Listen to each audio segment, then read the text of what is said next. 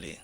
Avant de retrouver le pays de Firmin Tekou Agbo, le Togo, où l'opposant Agbeome Kodjo veut rencontrer le président français Emmanuel Macron pour une sortie de la crise dans son pays, le Togo, on continue notre périple au Burkina Faso où les groupes armés sèment la terreur dans le sud de ce pays.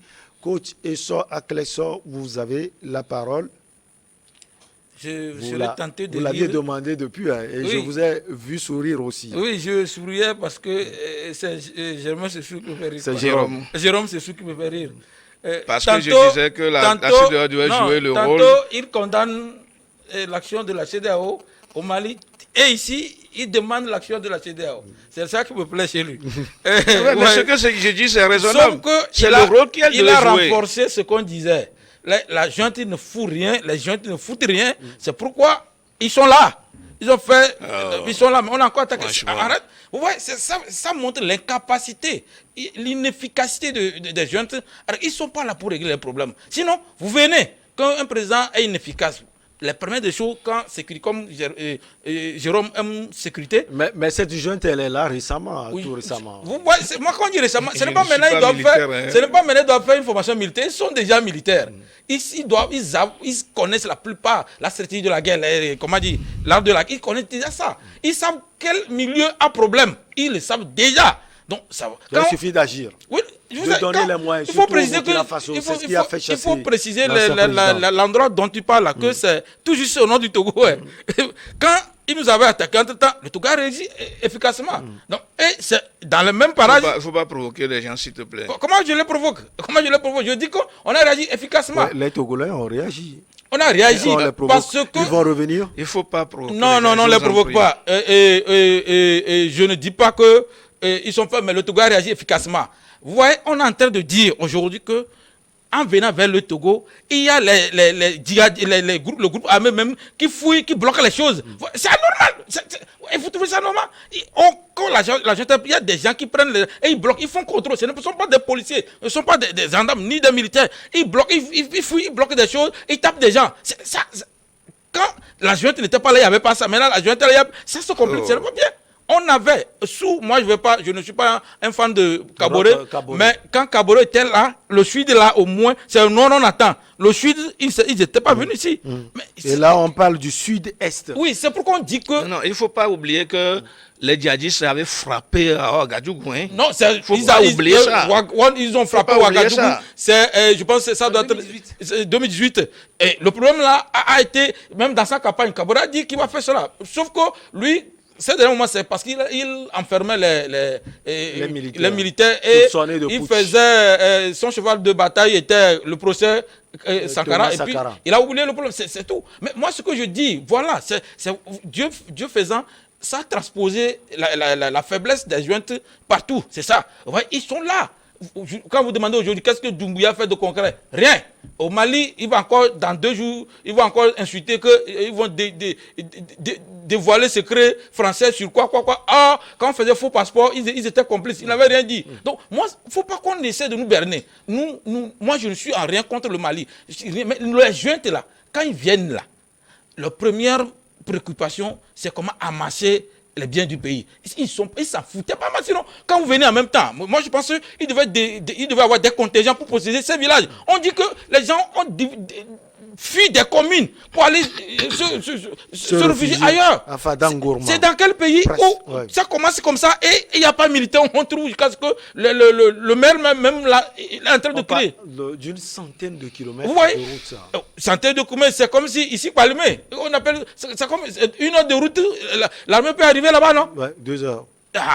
Moi, est-ce que, la route... Peut-être qu'il prend un hélico. Non, donc voilà ce que ça donne. La junte et montre son incapacité. Ça montre que avoir la force, c'est bon, mais gérer sa force, c'est mieux. Firmin Tekou Agbo, ce que le coach dit en partie et ce que Jérôme aussi dit en partie, tous ces facteurs sont vrais. Mais ce qu'on peut retenir aujourd'hui, c'est que quand il y a ces genres de choses, on peut se poser la question de savoir, la junte installée au Burkina Faso, elle fait quoi concrètement? Même si On peut parler de temps aussi. Hein. Oui, oui, ça fait déjà près de 2 ans que vous et moi, on débat de ces questions, de ces jeunes-là. Mais si je vous reposais la question, bien sûr, c'est vous qui posez la question ici. Mais si je vous reposais la question là... Les jeunes ont fait quoi? Oui, c'est-à-dire depuis que Doumbouya... Je connais la question. Ouais, depuis que Doumbouya est là, il reprochait un certain nombre de choses à Alpha Condé. Doumbouya a pu faire quoi après... c'est vrai que son pays n'est pas tellement attaqué. Non, bien mais sûr, sur d'autres plans, on peut se poser des questions. Bien évidemment, parce qu'on a fait part, on a dégagé Alpha Condé parce qu'il y avait des choses à lui reprocher. Première chose. Maintenant, Assimi Goïta qui est là depuis 2020 et qui est là, qui reprochait la gabegie, la corruption, l'insécurité. Vous pensez qu'il y a toujours ça? Au papa Ibeka. Mais le papa Ibeka, lui, il est déjà parti avec tous les reproches. Maintenant, lui qui est là, qu'est-ce qu'il a pu faire en 2 ans? Rien. Non, vous pensez le Burkinabé, il est arrivé. Ils sont en train de sécuriser le centre-est. Paul-Henri Damiba. Paul-Henri Damiba, il est arrivé. Voilà, il reprochait des actes terroristes ou l'incapacité de Roch Christian Kabore à pouvoir faire face aux attaques terroristes. Et voilà qu'il vient d'avoir son premier baptême de feu. Vous imaginez? Moi, il veut prêter serment le 16 ou quoi là? Donc, regardez, aujourd'hui, il devient président et voyez tout ce qui se passe. Moi, je crois que quand il était là, il avait déjà son programme en main pour sécuriser le pays. Et jusqu'à présent, il n'a pris aucune mesure urgente pour sécuriser le pays. Ça veut dire simplement que la politique, là, on voit ça là, on croit que ce que les autres font, ces politiciens font, nous aussi, tout le monde peut faire ça. La politique n'est pas un jeu d'enfant où on vient, on croit qu'on peut tout régler en 2 secondes. Moi, je vous donne cet exemple que j'aime toujours donner. Lorsque je m'entretiens souvent avec des gens, c'est comme l'ancien président français, François Mitterrand. Lorsqu'il devrait être président en 1981, il avait fait 100 propositions aux Français. Mais il dit, donc vous faites de moi président de la République le 10 mai 81, je vous réalise ces 100 promesses. Maintenant, ça veut dire, à l'époque c'était septennat, de 81 à 88, il y a déjà 7 ans. Donc en 88, en 87, François Mitterrand se rend compte qu'il n'avait même pas pu réaliser 30% de ce qu'il avait promis. Mais il s'est dit, mais qu'est-ce qu'il faut faire pour que les Français puissent me réélire? Et c'est là où il avait sorti cette histoire-là. Il avait écrit une lettre manuscrite qu'il avait fait photocopier et distribuer à tous les ménages français. C'est ça qui lui avait revalu sa réélection en 1988. Ça veut dire la politique sur le terrain, ce n'est pas facile. Les militaires, quoi? La militaire, peut-être c'est la réflexion et aussi un peu mécanique. On dit vous restez là, sur place, et peut-être vous tirez. Mais la politique, c'est un jeu de conviction et de travail encore plus ardent et plus ardu. Maintenant, les militaires croient que ceux-là qui gèrent, qui sont politiciens, qui sont chefs de l'État, donc comme ils n'arrivent pas à bien faire, eux, quand ils vont prendre leur place, ils vont le faire. C'est les 3 jeunes ou les 4 qui sont déjà là, depuis là. Qu'est-ce qu'ils ont pu faire en termes d'efficacité, en termes de lutte contre la corruption, en termes de relance économique des pays, en termes de lutte contre la vie chère? Qu'est-ce qu'ils ont pu faire? Rien. Elles n'arriveront à rien faire. On va en parler bientôt à Lomé. Nous sommes au 21e siècle. La politique ne doit pas être un jeu de violence. Les gens veulent qu'on applaudisse les coups d'État. Comment on peut applaudir la violence? Les coups d'État, il faut les condamner pour cette génération. Parce que c'est un jeu dangereux. La jeune, elle est là, au Burkina Faso, mais elle ne pourra rien faire. Qu'elle laisse le pouvoir aux civils et que les civils gèrent le pouvoir et puis c'est fini. On quitte Ouagadougou pour Lomé. Au Togo, l'opposant Agbeome Kodjo, candidat malheureux à l'élection présidentielle de 2020, est prêt à rencontrer le chef de l'exécutif français Emmanuel Macron. C'est ce qu'il a écrit dans une lettre ouverte adressée aux locataires de l'Élysée. À l'heure où vous impliquez dans la résolution des tensions entre la Russie et l'Occident, il est temps que, par devoir de clarté, de vérité et d'honnêteté, vous rendiez au peuple togolais sa souveraineté confisquée et sa liberté, écrit l'ancien Premier ministre du Togo, Jérôme Sossou. Voilà les écrits de l'ancien Premier ministre et ancien président de l'Assemblée nationale. Moi je ne sais pas comment apprécier cette lettre de M. Agbeome. C'est lui seul qui a l'esprit de la lettre. Et tout ce que je sais, c'est que ce n'est pas la première fois que la DMK a voulu, en tout cas, ou interpelle le président français. Et il se tourne vers la France. Non, mais moi, je dis que ce sont les Africains qui font en sorte que la France s'implique davantage Exactement. dans le jeu africain. Et après, on Exactement. va insulter les Français. Mais c'est normal. Et lorsque la France vient, la raison pour laquelle peut-être on l'a appelée, elle fait autre chose, Pourquoi à mon l'appeler? avis. Vous Je ne sais pas, je ne suis pas, moi, je ne suis pas politicien, je ne suis pas, je n'ai jamais eu l'intention même de diriger un pays. Et donc, ceux-là qui sont à la tête des pays qui appellent la France à les aider, il faut leur poser la question. Et ce que moi, oui, mais justement, c'est ce que je dis. Et ce dernier a refusé. Je n'en sais rien. Ce n'est pas à moi de savoir si Agboume a voulu parler avec Faure ou Faure a voulu parler à Agboume et vice-versa. L'un ou l'autre a refusé. Ce que je sais, c'est que lorsque M. Agboume était encore à Lomé, à un moment donné, mais il était, je l'ai vu, je l'avais vu aux côtés de M. Faure Gnassingbé. Je crois qu'il discutait probablement de la vie politique du pays pour quand même permettre à ce que le pays aille au mieux politiquement. Mais maintenant, je disais, Agboume n'est plus sur le territoire togolais. Il était parti depuis parce qu'il y a un contentieux électoral à la suite de la présidentielle de février 2020. Et je disais que ce n'est pas la première fois que monsieur Agboume ou la DMK avait sollicité ou avait envoyé ou avait interpellé le président français Emmanuel Macron. Je me rappelle encore que... 2017. Oui, mais je me rappelle encore que le prélat, Monseigneur Baudron, avait interpellé vivement et ouvertement la France. Et puis, si aujourd'hui, des gens continuent d'appeler la France ou d'interpeller la France, je crois que c'est par rapport à la politique française en Afrique. C'est pour cette raison-là que... Cette politique qui est décriée. Et justement, au même moment, on l'appelle. Non, mais c'est... moi, je ne trouve pas encore le paradoxe là-bas. Parce que si tu as gâté quelque chose, c'est toi qui vas l'arranger. Donc c'est la France qui Ah oui, mais la France a gâté, que la France vienne régler. C'est comme ça, moi, je comprends, en tout cas. C'est la France qui a dit au président Faure Gnassingbé de gagner en 2020. En tout cas, non, mais ce n'est pas l'avis de la DMK. La question n'est pas là. La question n'est pas là. C'est-à-dire que tout le monde, tous les Togolais, y compris vous, Michel, vous avez toujours accusé la France et la politique française en Afrique. Et de là, puisque le Togo fait partie de l'Afrique, et quand la politique française en Afrique n'est pas bonne, cela veut dire que la politique française au Togo n'est pas bonne. Et de partir de là, mais il faudrait que, lorsqu'on va supposer que c'est la France qui est derrière peut-être le chef de l'État, ou derrière les élections frauduleuses, mais c'est de bonne guerre que ceux-là qui se sentent peut-être lésés après les élections, ou qui se sentent peut-être vainqueurs des élections, qu'ils interpellent la France. Mais quand ils accusent la France d'avoir gâté, ils appellent la France de venir régler ça, à mon avis. Donc moi je disais tout à l'heure, je le disais, je n'en sais rien, je ne suis pas dans la tête de M. Agboume Kodjo, je ne sais pas sur quoi il s'est basé pour interpeller, pour appeler le président Macron. Mais plutôt, moi ce que je dis, c'est que M. Faure Gnassingbé fasse l'effort, qu'il fasse l'effort d'appeler tous ces gens-là. On a parlé tout à l'heure de la réconciliation en Côte d'Ivoire. Il faudrait que M. Faure Gnassingbé se fasse violence pour appeler M. Agboume Kodjo, Tiki Achadam et tout le reste. Qu'on discute sérieusement. Moi, j'aurais souhaité que ça soit M. Faure. Non, au Togo.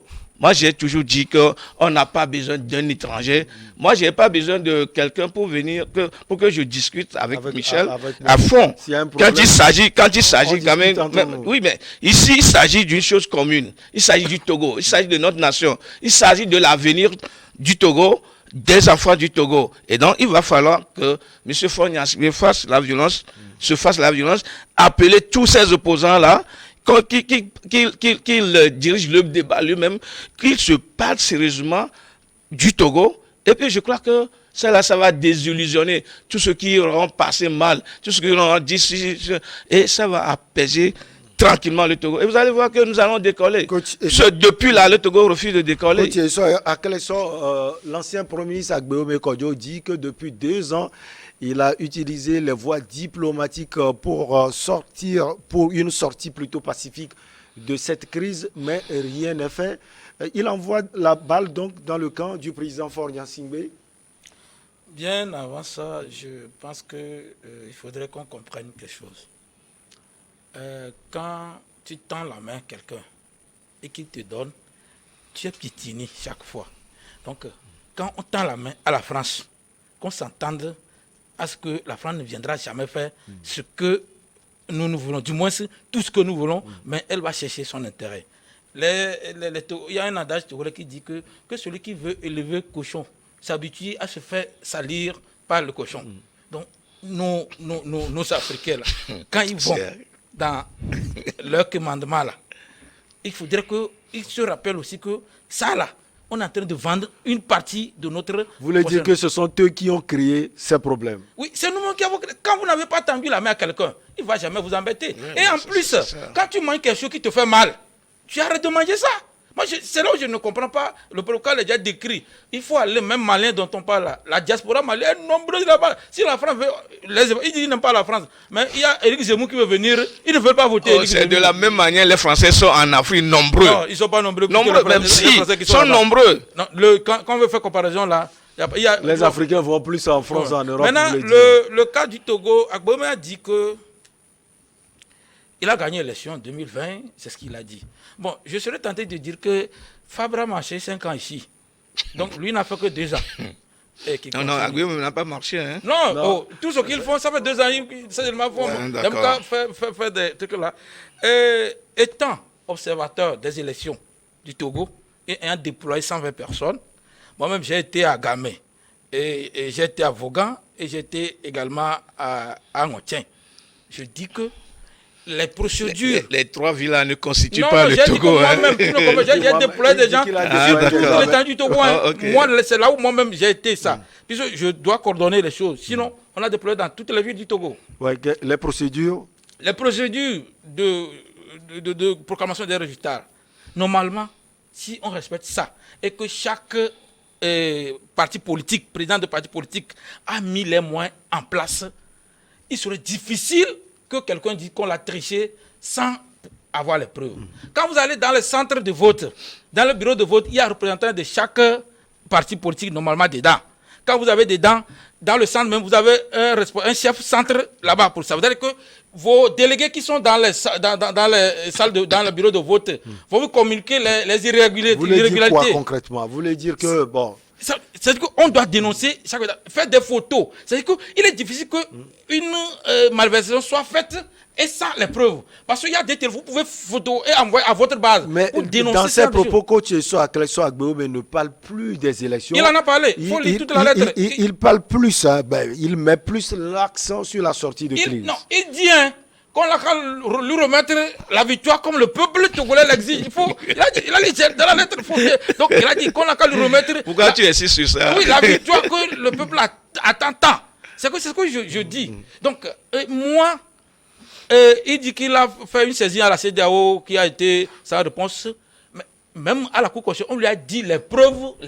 Quand tu dis quelque chose, il faut apporter les preuves. C'est ça.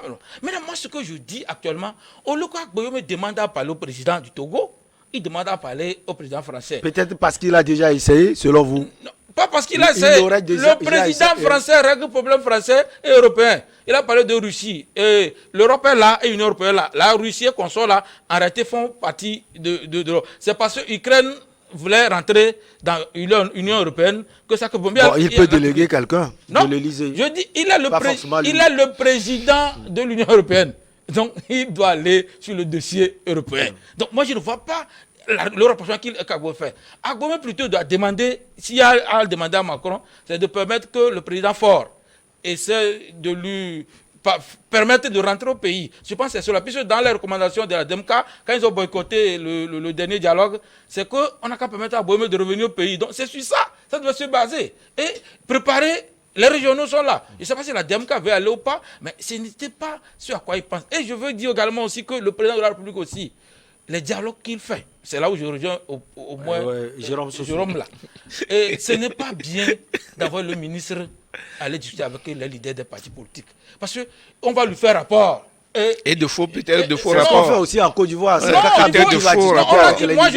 Moi je dis le dialogue sincère, c'est que les présidents des partis politiques là doivent aller sur le président. Ils parlent et quand ils concluent là-bas, il n'y a plus à revoir. Parce que c'est eux-mêmes, on appelle souvent en droit, quand les partis politiques se réunissent, les conventions de constitution. Ça a une valeur constitutionnelle. Si ils ont décidé, c'est comme ça, l'achat des partis politiques qu'on sort, c'est comme ça, c'est créé. Donc, il faudrait que le président, les prochaines discussions ou les prochains dialogues, qu'il essaie de recevoir. Parce que moi, je trouve que c'est quelquefois embêter ou bien minimiser trop les leaders des partis politiques aussi. Il faut les appeler, discuter avec eux parce qu'il est le président de tous. Et le dialogue là serait sincère.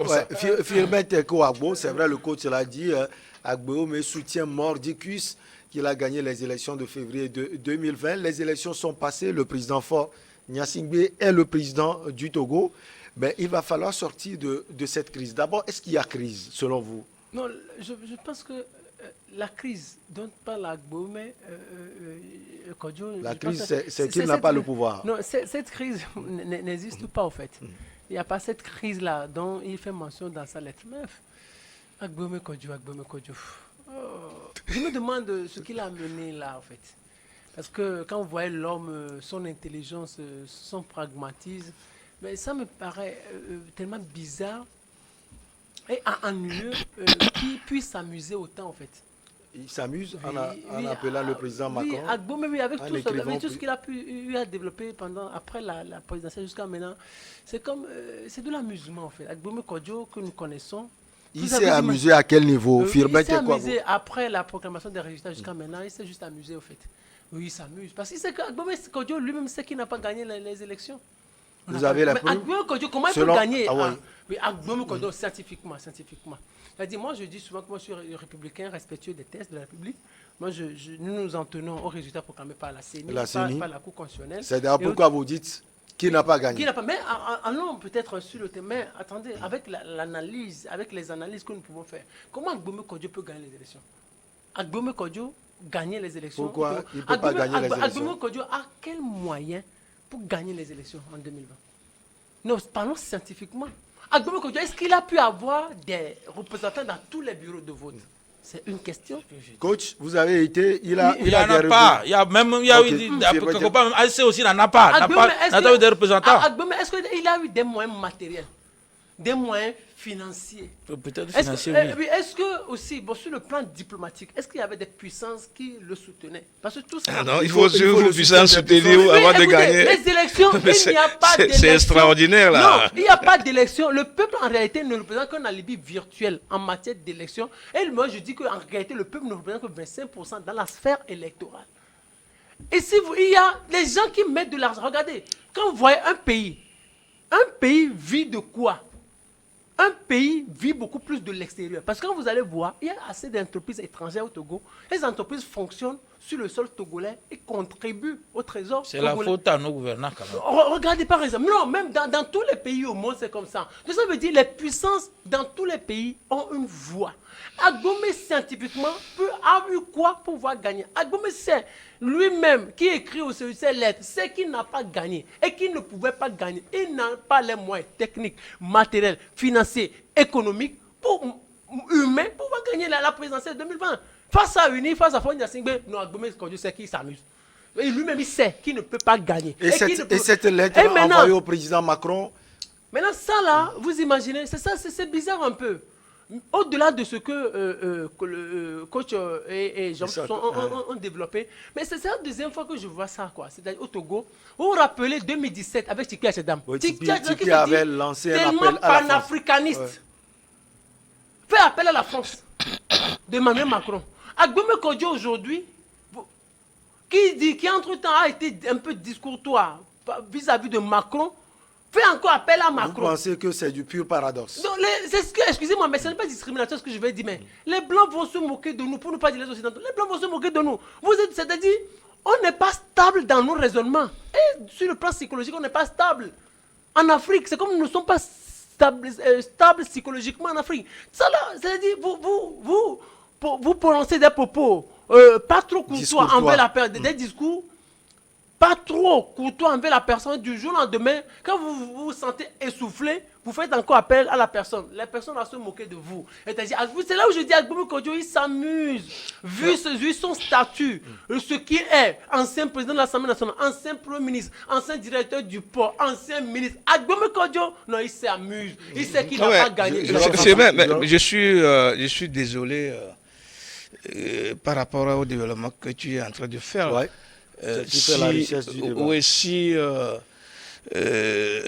On connaît tout le rôle que la CEDEAO avait joué dans le contentieux, dans les contentieux électoraux au Togo en 2010, en 2015, et tout ce que la CEDEAO, vous vous rappelez de ces chefs d'État qui étaient venus pour régler Alpha Condé, le président, pour régler le problème en 2017. En 2017, alors qu'il en a plutôt créé. Et vous voulez que Agbeome appelle ces gens-là à devenir... Pourquoi vous dites créer des problèmes? Parce que ça n'a pas avantagé une partie? Non, ça n'a pas avantagé les Togolais. Pourquoi? En quoi? Oui, mais en beaucoup de choses que vous connaissez. Non, pourquoi vous voulez tirer ma langue? Pourquoi je vous pose la question? Pourquoi est-ce que vous voulez tirer ma langue? Vous connaissez vous êtes Togolais. Je crois que vous avez été témoin vis-à-vis de tous ces événements dont je parle. La CEDEAO qui était venue pour régler un contentieux électoral, et vous avez vu tout ce qu'elle avait fait.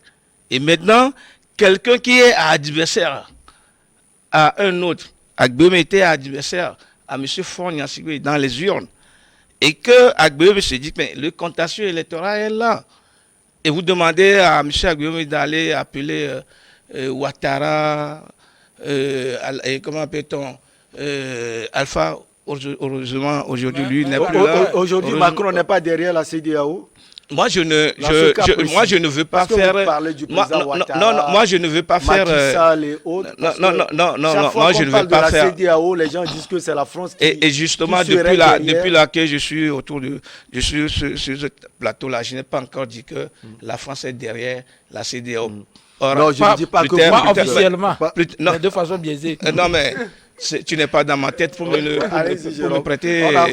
Donc, moi, je dis que en réalité, M. Agbeome Kodjo ne pourra pas quand même envoyer une lettre ou appeler Ouattara de venir régler un problème entre M. Faure Gnassingbé et lui.